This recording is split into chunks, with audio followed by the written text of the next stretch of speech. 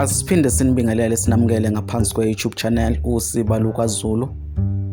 Kwisifundo sethu namhlanje sizobheka izisho ezikhuluma ngesandla.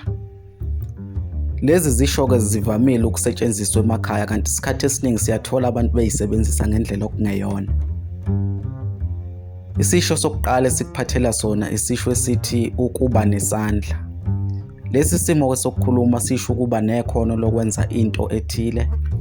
Kuvamile ukuthi sisetshenziswe lesi simo sokukhuluma uma ngabe kunconywa umuntu othile kuthiwa usibanibani unesandla esihle.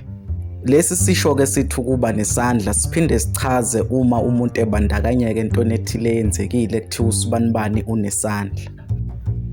2. Ukuba yisandla. Kanti lesi simo sokukhuluma sisho ukuba ngumsizi noma ube usizo. 3. Ukufaka isandla. Lesi simo-ke sokukhuluma sisho ukwelekelela uma ngabe mhlawumbe kwenziwa into ethile. 4. Ukubeka isandla. Lesi sisho-ke sisho ukushaya.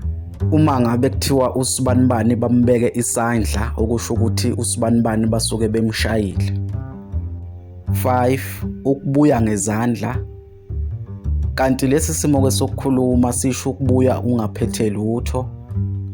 6. Ukuba nesandla esilula.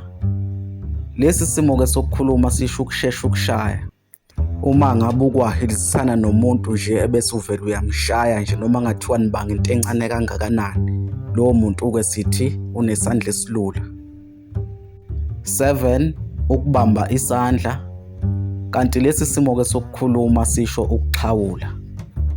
Asibonge ukuthi ube ingxenye yombukiso wethu namhlanje. Siphinde sinxenxe ukuthi usubscribe ngaphansi kwe-YouTube channel, ushiye ukuphalwa kwakho lapha kuma-comment, uphinde ulike nevidiyo yethu namhlanje. Kuze kube ngokuzayo siyavalelisa.